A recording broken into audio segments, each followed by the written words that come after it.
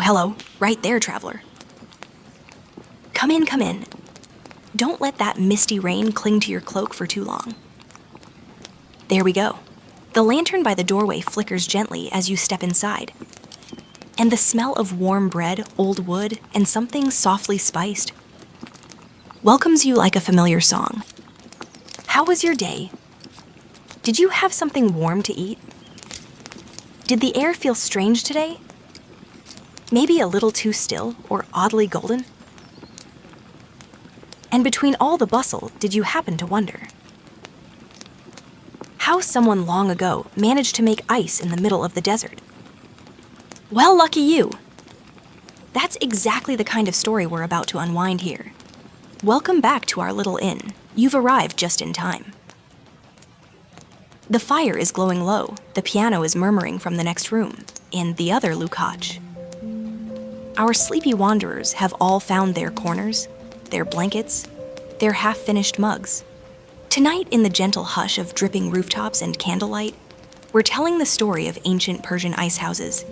Yes, ice houses. Massive, brilliant domes that could store ice, preserve food, and cool the air. In one of the hottest places on Earth. And before you scoff ice in the desert, let me assure you this is no bedtime fantasy. The Persians built cold out of silence, geometry, and clay. Not a single spell. You probably wouldn't survive one afternoon in a pre-modern Yazd summer, but somehow these engineers did more than endure.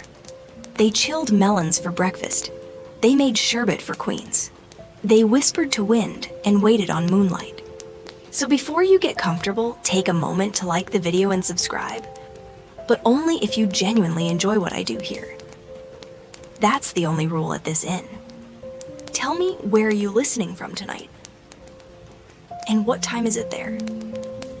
Now dim the lights, maybe turn on a fan for that soft background hum, and let's ease into tonight's journey together. You brush the rain from your shoulders, hang your cloak by the door, and step carefully across creaky floorboards. There's a chair pulled near the hearth, and a blanket folded just so someone here always knows when you're coming. The innkeeper lifts their head with a slow, warm smile. We were just about to begin, they say, voice as low and soft as a midnight river. Tonight we're going somewhere hot and dry and older than most empires. But don't worry, we'll find cold there too. You settle in. A mug of something honeyed and cinnamon sweet appears at your side. And so the story begins. It starts with heat. A heat so dry your breath tastes like clay. So wide that shadows become a kind of prayer. Welcome to the Iranian plateau, somewhere between ancient Persia and timeless sky. The kind of place where the sun presses down like a hand that never lifts. The city of Yazd lies here, nestled in ochre and wind. It's one of the oldest inhabited cities on Earth, and in the old days its people had a problem summer. Not the gentle kind with breeze and lemonade. No. This was a summer of cracked lips, bleached rooftops, and air that shimmered like spilled oil. And yet somehow these people had ice. They didn't import it. They didn't wait for mountain snows. They built it, stored it, slept beside it. The solution was beautiful and a little eerie, a giant dome of mudbrick and lime plaster shaped like a half-buried mountain rising from the dust like a forgotten temple. This was the yakhchāl, a word that literally means ice pit, not a machine, not a shrine, just ancient engineering wrapped in silence. Inside, temperatures stayed low enough to keep ice from melting, even in 40-degree heat. Historians still argue whether the earliest yakhchāls appeared in the Achaemenid Empire, or even before. Some say the knowledge came from further east, along trade routes tangled with silk and cinnamon. Others point to inscriptions that hint these domes were already old by the time Alexander passed through. But one thing is clear, they worked. And tonight, as you sip your warm drink and pull your blanket up a little higher, we'll step inside one together.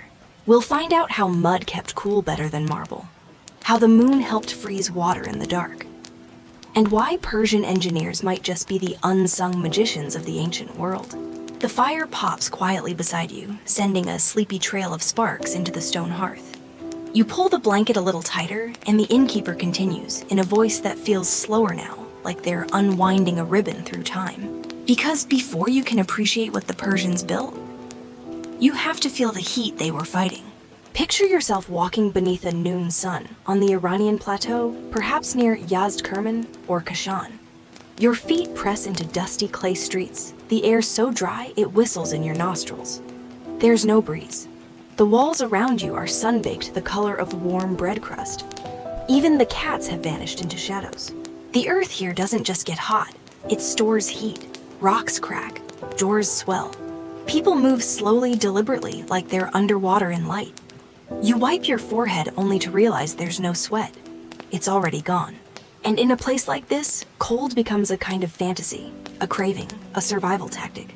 The ancients didn't have fans or fridges or fruity drinks from the corner shop. But they had brains. And apparently infinite patience. They knew how to plan their cities to fight the heat-narrow alleys that made their own shade. Thick walls made of adobe, packed with straw and mud. Small windows covered in latticework to slow the entry of sun. But when it came to actually creating cold, the real kind, the kind you could touch, they had to go further. And so they began to design a structure that was both impossibly simple and completely genius. Enter the yakhchāl, a towering mudbrick dome, tapered at the top, wide at the base, lined with lime plaster, and filled with ancient silence. The outside might reach 45 degrees, but inside the temperature stayed low enough to preserve ice all summer long. How? Evaporation, shade, depth, and an almost poetic understanding of airflow. Historians still debate how many of these structures were used communally versus by royal households. Some believe ice was rationed for nobility. Others argue markets sold chunks to ordinary families wrapped in straw, carried through alleys like treasure.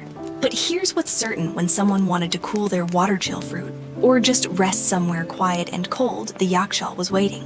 And it wasn't alone. Surrounding each one was a carefully constructed system. Channels, shade walls, underground reservoirs, all designed to bring water, keep it still, let it freeze at night, and protect it from the blaze of day. Imagine it now, a group of workers at dusk, smoothing the sides of a shallow pool beside the dome. They're quiet. The sun is slipping down. A boy lights a lantern.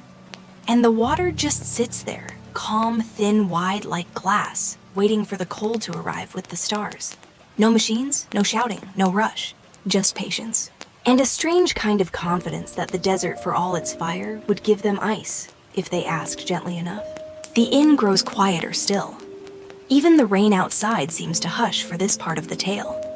The fire glows low and steady, casting just enough light to warm your toes as you let your imagination drift toward the desert again. Only this time, you're not walking through it. You're standing before something massive, round, towering, and oddly graceful. It looks like a giant beehive dropped in the middle of the sand. This is the yakhchāl, and it's not just a building. It's an idea shaped by centuries of heat and held together by mud sweat and mathematical elegance. From the outside, it's an earthen dome, usually between 10 to 20 meters tall, tapering to a small vented peak like the tip of a soft serve swirl. Its walls are made of a special mix called saruj, a blend of sand, clay, lime goat hair, and ash. This material wasn't just chosen because it was easy to make. It was waterproof, heat-resistant, long-lasting. Some yakhchāls have stood for over 1,500 years without a single metal nail. Take a moment to let that sink in. People in pre-Islamic Persia were building passive refrigeration systems that outlived dynasties. You walk around the dome, the walls feel cool under your hand, even in the sun. You notice that the base sinks below ground, a vast pit maybe 5 meters deep. That's where the ice lives, stored beneath thick insulation and total darkness. No doors, just a small shaded opening. And inside, it's a different world. You duck beneath the entry, and suddenly the air shifts. You feel it instantly cooler, calmer, almost moist. The light vanishes. The hum of the wind above fades into silence. Inside the dome, it's like being inside a sleeping animal. Quiet, breathless, waiting. You can't help but whisper. This place was designed to be cold without consuming a single drop of fuel. It works through shape alone. Heat rises and escapes through the vent at the top, while cool air settles into the belly of the dome. Add shade insulation and careful placement, and you've got something incredible, a naturally refrigerated space in the middle of the desert. Historians still argue whether the dome's shape was purely functional or also symbolic. Some believe it mimics Mount Damavand, the legendary home of dragons and exiled demons. Others say it was simply the best way to trap coolness in a world made of sun. But here's a fun detail you may not expect. Each yakhchāl was usually built beside a shebestan, a kind of underground chamber or summer dwelling. Families could rest there surrounded by stored ice and thick clay walls, sipping cooled drinks and listening to the muffled hum of summer pass by outside. Can you imagine it? Lying back on stone benches, cotton cloth dampened and draped over your arms, a bowl of chilled pomegranate seeds at your side, the gentle clink of clay cups. Outside the city bakes. But here you are safe and still. The yakhchāl doesn't shout. It doesn't fight the sun. It waits. And in its stillness, it teaches something we modern folk forget. That sometimes the most extraordinary invention doesn't need wires, buttons, or noise. Just mud, curves, and an understanding of wind. The storm outside the inn has eased into a slow drizzle, more suggestion than sound. A kettle whistles softly somewhere in the background, but no one moves to pour. Everyone, it seems, is too caught in the rhythm of the story. Even the fire has grown thoughtful. Now that you've seen the yakhchāl, the dome, the pit, the sleeping cold, you might ask, where did the ice actually come from? Because here's the strangest part. They made ice. In the desert, at night, with no magic and no machines. It starts in winter, of course, when even the desert can grow cold enough to frost your breath before dawn. But the Persians weren't just storing ice from winter. They were creating it. They did it using a trick of placement timing and one of the quietest processes in nature, radiative cooling. Outside the yakhchāl, they built long, shallow pools, narrow canals made from packed earth only a few fingers deep. These pools were dug with walls on 3 sides to block the wind and placed so that no sunlight could hit them during the day. By nightfall, as the desert sky turned violet and the heat fled into the atmosphere, something marvelous happened. The water in the shallow pools cooled rapidly, faster than the air around it. And if the sky was clear and the air still a thin sheet of ice would form fragile and perfect by morning, it wasn't thick, but it was real. The ice harvesters would rise before sunrise wrapped in shawls, footsteps soft against the clay.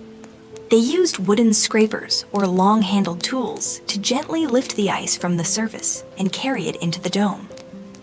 Layer by layer, night by night, each piece of ice was stacked carefully into the deep pit of the yakhchāl, separated by straw or leaves, then covered again with dry insulation. No part was wasted. Even small shards were collected, packed tightly, or melted for chilled drinks. Historians still debate how often this process succeeded and how much of the city's population actually had access to the final product. Was it for the elite, where ordinary families allowed a handful of ice for special occasions? Some documents suggest that festivals, weddings, or even funerals could be accompanied by ice-chilled sweets, even in the height of summer. And in the royal kitchens, it's said that melons were sliced cold and sprinkled with snow-like flakes as a final flourish of indulgence. But the most poetic image one whispered in local stories describes a father waking his children on the first day of spring. He brings a bowl from the shadows, sets it before them, and pulls back the cloth. Inside, a sliver of last winter's ice, a reminder that coolness can be kept if you know how to wait. Can you picture that, the children blinking in disbelief? The bowl glowing like crystal. A single cube of quiet surviving the fire of the year. There's something humbling about that, isn't there? These people didn't just fight nature, they collaborated with it. They waited for stillness. They understood shade. They made their buildings listen to the night. Even now, if you wander Yazd at the right hour, you might find one of those ice pools. Dry now, perhaps. Cracked, but still holding that shape, the memory of water waiting to freeze. And if you stand very still, you might just feel the ghost of a breeze. The rain outside has slipped into near silence, a mist that clings more than it falls. Inside the inn, the fire sways just a little, casting soft golden patterns across the walls, like light moving through a woven blanket. You shift in your seat, the warmth against your legs, and follow the story deeper now, beneath the ground. Because while the yakhchāl's dome was impressive from the outside, grand, quiet, monumental, its real genius was hidden underground. You step inside again, guided by the innkeeper's voice, and the scent of dust and clay fills your lungs. It's cool, noticeably cooler than outside, and the quiet here is absolute.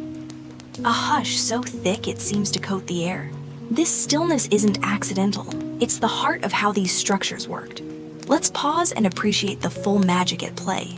No electricity, no fan. Just shape and physics and a long, slow conversation with the wind. First, the walls. They weren't just thick, they were insulated. The sarouge plaster, which we've already met, acted like armor keeping heat out and cool in. Some yakhchāls even had double walls with packed earth or reeds in between. And since the dome narrowed toward the top, any warm air that did sneak in would naturally rise up and out through a central vent. Now, here's where it gets even more clever air movement.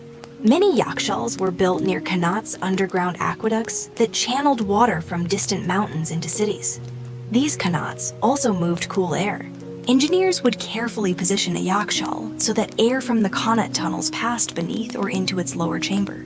As air flowed slowly through those cool, shaded tunnels, far from the punishing surface heat, it lost warmth. By the time it rose into the storage chamber, it was significantly cooler.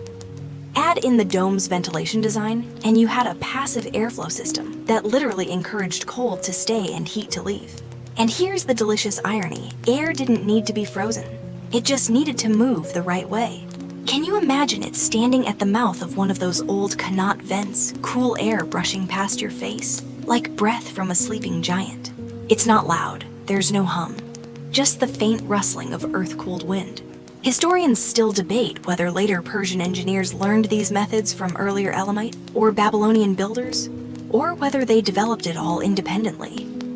But no one denies that the design worked, and not just in theory. Some restored yakhchāls and windcatchers in Yazd are still cooler inside than most modern basements. We tend to think of innovation as shiny, noisy digital, but this was quiet brilliance. A whisper that said, if you listen to the desert long enough, it will tell you how to stay alive. And the desert, for all its bluster, keeps its promises to the patient.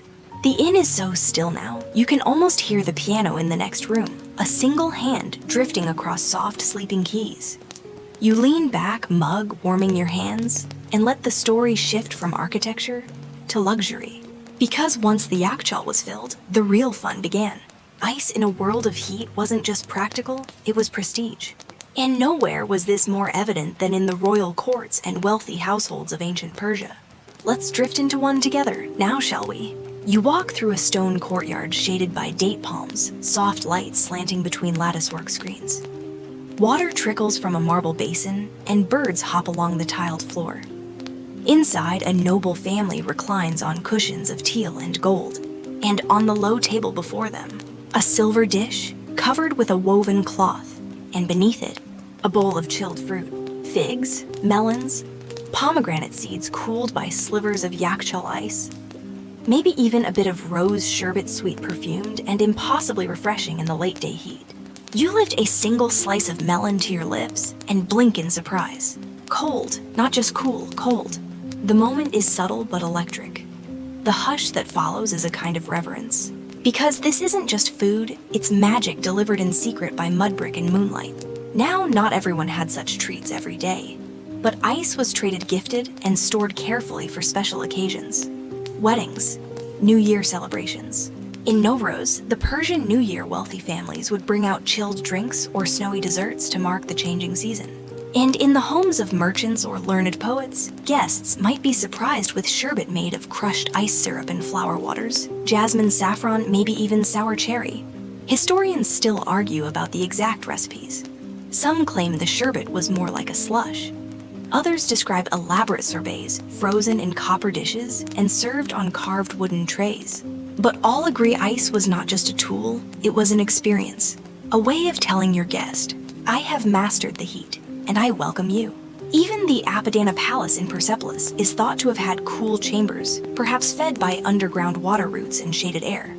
Not full refrigeration as we know it, but enough to keep fruit-firm wine pleasant and rulers comfortable in their linen robes. And speaking of robes, imagine how precious chilled cloth might have felt in summer. A damp scarf laid across the neck, a wrist bathed briefly in cool water. Ice didn't need to last all day. It only had to last long enough to say, "We have not been conquered by this sun." Even small things like wrapping fish in straw and cold leaves for the journey to market were subtle luxuries built on these ancient systems. The yakhchāl wasn't just about function. It changed how people gathered, how they celebrated, how they dreamed of comfort. And in that way, it worked its way into daily life, not just as a building, but as a symbol. The cool dome in the distance, the promise of refreshment. And somewhere near the kitchens, a servant placing a single bowl of snow under a linen cloth ready for the evening meal. Just imagine that moment. The cloth being lifted, the sigh that follows. A breath of winter in the middle of flame. The rain has stopped. The windows glow faintly with fog, and the room smells of warm ash, old books, and something sweet baking in the kitchen. The innkeeper leans forward, now voice lowered just enough to feel like a secret shared across the fire. Because while the yakhchāl was extraordinary on its own, it wasn't alone. The people of ancient Persia didn't just build ice houses. They engineered entire climates. Let's take a step sideways away from the dome and toward another masterpiece, the badger or windcatcher. You may have seen them before without knowing what they were. Those tall rectangular towers rising above homes in desert cities like Yazd, their tops divided into open-faced channels. They look a bit like chimneys turned inside out. But instead of letting air out, they bring air in. Here's how it worked. The windcatcher faces the breeze. When the wind blows into one of its upper vents, the tall hollow tower channels it downward into the house below. If the air is still or hot, the design reverses. Hot air rises and escapes through the tower, pulling cooler air up from underground rooms. It's passive, it's silent, it requires no electricity. And paired with qanats, those underground water tunnels we met earlier, badgers became part of an entire thermal network, cooling everything from sleeping quarters to storage rooms, even small underground libraries. Imagine it. You walk into a quiet summer courtyard, and it's not just the shadows keeping it cool. It's the air whispering downward from a tower overhead, slipping along tiled floors, over basins of water, rustling the edge of a curtain. You feel it on your skin. It's as if the house is breathing for you. Historians still debate the origin of the windcatcher. Some trace it as far back as the Achaemenid Empire. Others believe it was refined during the Islamic Golden Age, with input from builders in Egypt and Central Asia. But few disagree on this. It was one of the most effective passive cooling systems ever created. What's remarkable is how the Persians treated air not as something to escape from, but as something to shape. Air was a tool, a guest, a quiet ally in their designs. They made walls that whispered, roofs that released heat, tunnels that hummed with coolness. And most of all, they made waiting into a science. They didn't rush the wind, they welcomed it. They didn't fight the sun, they worked around it. And they didn't force nature to obey, they listened. Today, you can still see functioning badgers in Yazd, some over 800 years old. They creak a little in the wind perhaps. Their plaster is cracked, their bricks faded. But when you step beneath them, the air still shifts, still flows, still breathes. And somewhere, if you're very quiet, you might hear the whisper of the builders, not shouting their brilliance, just suggesting it. A soft voice in the breeze saying, "There's no need to rush. Cold will come. You simply have to prepare the space." The fire has dipped into its last embers, now glowing like the soft belly of the earth. A log cracks gently, and a few sparks swirl upward, fading before they reach the stone chimney. You're still here, still warm, still listening, and the innkeeper's voice carries the story to its final turning. We return once more to the yakhchāl, not in its prime now, but in the quiet, dignified hush of age. You step outside into the desert again, not the one we began with scorching and sharp, but one wrapped in twilight. The wind is soft. The dust has settled. Before you stands a half-crumbled dome. One wall missing, ivy in the cracks. But it's still here, still whole enough to cast a shadow, still whispering something older than language. Because though the yakhchāls are mostly silent now, their presence lingers. Not just in the bricks, not even in the architecture, but in the idea they planted. That cold, true life-saving cold, could be made not through force, but through stillness. That geometry could calm a fever. That shadow could be shaped.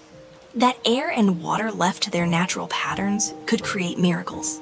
You walk along the edge of one such yakhchāl. The plaster has fallen away in places. Weeds curl at the base.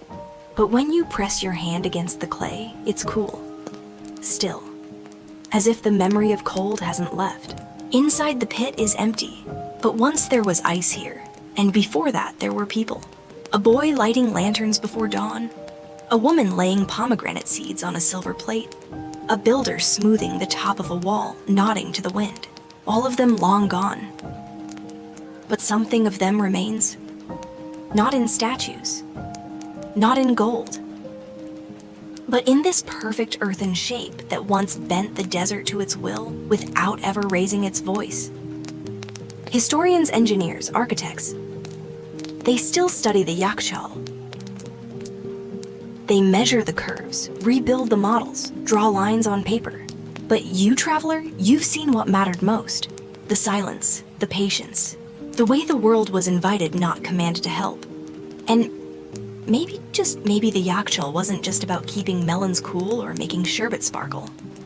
Maybe it was a monument to the power of subtle things, like breath and shade, and the art of not rushing the cold. Rest well, dear traveler. There's no need to carry any more stories tonight. Just lay your worries down beside your blanket and let us keep them safe for you until morning. Sleep soundly, faraway guest. We've prepared a gentle dream just for you, infused with chamomile, a little music, and the quiet kind of comfort that knows how to wait. May tomorrow be as kind to you as this moment now.